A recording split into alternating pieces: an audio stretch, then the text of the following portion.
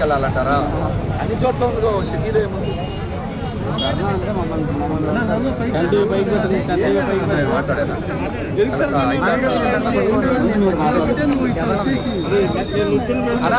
ఒక్క నిమిషం ready ready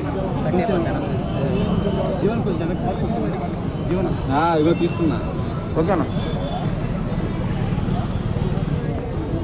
రాష్ట్రంలో 32 లక్షల మంది నిరుద్యోగ యువత ఎంతో ఆశగా ఈ ప్రభుత్వం అన్ని శాఖల్లో 2.5 లక్షల ప్రభుత్వ ఉద్యోగాల భర్తీకి నోటిఫికేషన్ విడుదల చేస్తానే ఎంతో ఆనందంగా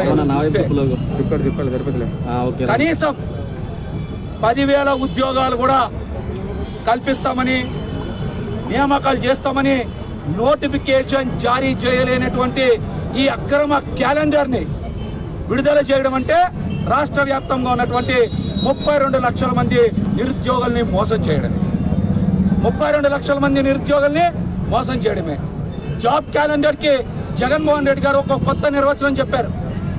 జాబ్ క్యాలెండర్ అంటే ఎన్ని ప్రభుత్వ శాఖల్లో ఏ ఉద్యోగాలు ఖాళీగా ఉన్నాయి, ఎప్పుడు భర్తీ చేస్తాం, నోటిఫికేషన్ ఎప్పుడు జారీ చేస్తామని వివరాలు విడుదల చేయాలి. కానీ జగన్మోహన్ రెడ్డి గారు విడుదల చేసినటువంటి జాబ్ క్యాలెండర్లో వార్డు వాలంటీర్ ఉద్యోగాలు, సచివాలయాల గ్రామ సెక్రటరీ ఉద్యోగాలు, లేకపోతే ఆర్టీసీ విలీనం చేసినటువంటి ఉద్యోగాలు చూపించడం అంటే నిరుద్యోగ యువతని మోసం చేయడం కాదా? వార్డు వాలంటీర్ ఉద్యోగాలంటే మీరు సేవా రంగం అని చెప్పారు, స్వచ్ఛంద సేవ అని చెప్పారు. అవి ఉద్యోగాలు ఎలాగవుతాయి? కేవలం ప్రచారం కోసం మాత్రమే ఈ ఫేక్ జాబ్ క్యాలెండర్. నిజంగా రాష్ట్ర వ్యాప్తంగా ఉన్నటువంటి నిరుద్యోగ యువతకి ఉద్యోగాలు కల్పించేలాగా మీరు చర్యలు తీసుకోవాలంటే వెంటనే జాబ్లెస్ క్యాలెండర్ని రద్దు చేసి సక్రమమైనటువంటి జాబ్ క్యాలెండర్ని విడుదల చేయాలి. ఈ డూప్ క్యాలెండరో ఫేక్ క్యాలెండరో విడుదల చేస్తే నిరుద్యోగ యువత ఉపేక్షించడం కూడా హెచ్చరిక జారీ చేస్తా. మరి రాష్ట్ర వ్యాప్తంగా నిరుద్యోగ యువత మొత్తం కూడా జగన్మోహన్ రెడ్డి గారికి మద్దతు ఇచ్చి రోడ్ల మీద తిరుగుతూ ఉంటే ఆయనకి ఓటేసి ముఖ్యమంత్రి ఉద్యోగం ఇప్పిస్తే తాడేపల్లి ప్యాలెస్ లో కూర్చోబెడితే మీరు మాత్రం నిరుద్యోగ యువతకి ఉద్యోగాలు కల్పించలేనటువంటి జాబ్ క్యాలెండర్ విడుదల చేసి వాళ్ళని రోడ్ల మీద తిరుగుతారా? రోడ్ల మీద తిరుగుతున్నటువంటి మిమ్మల్నేమో తాడేపల్లి ప్యాలెస్ లో ఉద్యోగం ఇచ్చి ముఖ్యమంత్రిగా కూర్చోబెడితే మీరు మాత్రం నిరుద్యోగ యువతని రోడ్ల మీద నుంచోబెట్టి లాఠీలతో కొట్టించేటువంటి ఏర్పాటు. అక్రమ అరెస్టులు చేస్తారా? ఇది ఎక్కడి న్యాయం? ఈ రాష్ట్రానికి అసలు పెట్టుబడులు లేవు, పరిశ్రమలు లేవు, సేవారంగం లేదు, ఉద్యోగాలు లేవు. మరి ఇవన్నీ లేనప్పుడు 75% స్థానికత నిరుద్యోగ యువతని మోసం చేసేటువంటి చట్టం కదా? ఉద్యోగాలుంటే 70% స్థానికత చట్టం మీద ఎవరన్నా చర్యలు తీసుకోవచ్చు, లేకపోతే నియామకాలు చేయాలని ఎవరైనా ఛాలెంజ్ చేయొచ్చు. అసలు ఉద్యోగాలే లేకపోతే ఈ 75% స్థానిక చట్టం నిరుద్యోగ యువతని మోసం చేయడానికి వైఎస్ఆర్సీపీ ప్రచారం చేసుకోవడానికి అని కూడా ఈ సందర్భంగా తెలియజేస్తాం. మరి రాష్ట్రంలో పెట్టుబడులు లేవు, పరిశ్రమలు లేవు, మరి ఉద్యోగాలు ఎలా కల్పిస్తారో నిరుద్యోగ యువతకి జగన్మోహన్ రెడ్డి గారు సమాధానం చెప్పాలి. ఇప్పటికే నిరుద్యోగ యువత అందరూ కూడా ఈ రాష్ట్రంలో ఉద్యోగాలు లేక, ఉపాధి లేక పొరుగు రాష్ట్రాలకు లేకపోతే దుబాయ్, గల్ఫ్ లాంటి దేశాలు పోయి కూలి పనులు చేసుకునేటువంటి దుస్థితి జగన్మోహన్ రెడ్డి గారి పాలనలో ఈ రోజున దాపురిచ్చిందని కూడా యువత మొత్తం కూడా ఆవేదన చెందుతా ఉన్నారు. మీరు వెంటనే అన్ని ప్రభుత్వ శాఖల్లో ఖాళీగా ఉన్నటువంటి ఉద్యోగాల మీద శ్వేతపత్రం విడుదల చేసి తీరాలి. జాబ్ క్యాలెండర్ని చాలా స్పష్టంగా విడుదల చేసి అన్ని శాఖల్లో ఖాళీగా ఉన్నటువంటి ఉద్యోగాల భర్తీ ఎప్పుడు చేస్తారో తెలియజేయకపోతే నిరుద్యోగ యువత అడుగడుగున వైఎస్ఆర్సీపీ నాయకుల్ని, అవసరమైతే ముఖ్యమంత్రి గారి ఇంటిని కూడా జనసేన పార్టీ ఆధ్వర్యంలో ముట్టడించడానికి వెనకాడబోమని హెచ్చరిస్తా. రాష్ట్ర వ్యాప్తంగా ఉన్నటువంటి యువత కూడా మోసం చేసినటువంటి జగన్మోహన్ రెడ్డి గారిని చూశారు. మరి నిరుద్యోగ యువత గురించి కానీ యువత సమస్యల మీద కానీ నిస్వార్థంగా పోరాడుతున్నటువంటి జనసేన పార్టీ అధ్యక్షుడు పవన్ కళ్యాణ్ గారికి రాబోయే రోజులు మీరందరూ కూడా మద్దతు ఇవ్వాలి. సమస్య ఏదైనా స్పందించగలిగిన ఒకే ఒక్క నాయకుడు పవన్ కళ్యాణ్ గారు.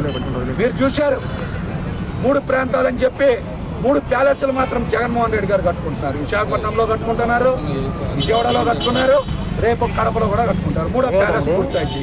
3 రాజధానుల పేరుతో ఆయన 3 ప్యాలెస్లు కట్టుకోవడానికి పనికొచ్చింది. కానీ ఈ 3 ప్రాంతాల్లో 300 ఉద్యోగాలు కూడా భర్తీ చేయలేనటువంటి ఒక మోసపూరిత విషయం, ఒక కుట్రపూరిత విషయం, ఒక డూప్ సీఎం జగన్మోహన్ రెడ్డి గారని కూడా మీరందరూ ఈరోజు ఉద్యమించాల్సినటువంటి ఆవశ్యకత ఉందని కూడా ఈ సందర్భంగా తెలియజేస్తాను. జగన్మోహన్ రెడ్డి గారిని మీరు ప్రశ్నించాలి. మా నిరుద్యోగ ఐకాస నాయకులు చెప్పారు, మహేష్ గారు సంక్షేమ పథకాలు విడుదల చేస్తున్నాం కదా, ఇంకా జాబులతో పనే ఉందని జాబ్ క్యాలెండర్ అంతా కూడా డూప్ క్యాలెండర్ చేశారేమో అనేటువంటి అనుమానం కలుగుతుందని చెప్పారు. ఇది కూడా వాస్తవమే. అందుకనే ఈ రాష్ట్రాన్ని అప్పుల ఊబిలోకి ముంచేశారు. మీరు కనుక ఉద్యోగాల కల్పనకి నిజాయితీగా చర్యలు తీసుకోకపోతే వైఎస్ఆర్సీపీ పార్టీని అడుగడుగున నిరుద్యోగ ఐకాసతో కలిపి జనసేన పార్టీ అడ్డుకుంటుందని కూడా హెచ్చరిస్తాం. ఉండా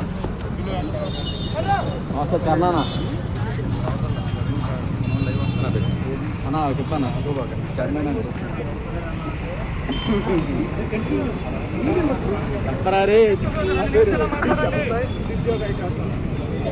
ఈరోజు రాష్ట్రంలో జగన్మోహన్ రెడ్డి రాగానే 2 లక్షల పోస్టులు అన్నీ కూడా భర్తీ చేస్తామని చెప్పి ఆనాడు ఖాళీగా ఉన్న 1,86,600 పోస్టులు రిలీజ్ చేస్తామని చెప్పారు. ఈరోజు రాష్ట్రంలో 2,30,000 పోస్టులు ఖాళీగా ఉన్నా సరే దాంట్లో కనీసం 50% నోటిఫికేషన్ కూడా తీసుకురాకుండా కనీసం ఈరోజు 1,30,000 పోస్టులన్నా యువతకి ఇచ్చి ఆదుకుంటారేమో అని చూస్తే ఈరోజు రాష్ట్రంలో ఎక్కడా కూడా లేని విధంగా ఈ రాష్ట్రంలో ఎంతో మంది గవర్నమెంట్ మారినా సరే, ఎంతమంది ముఖ్యమంత్రులు నిర్వహించినా సరే 10,000 పోస్టులు ఇంతవరకు ఏ గవర్నమెంట్ ఇవ్వలేదు. ఇంతకన్నా దౌర్భాగ్యం మా నిరుద్యోగులు ఇంకోటి లేదు.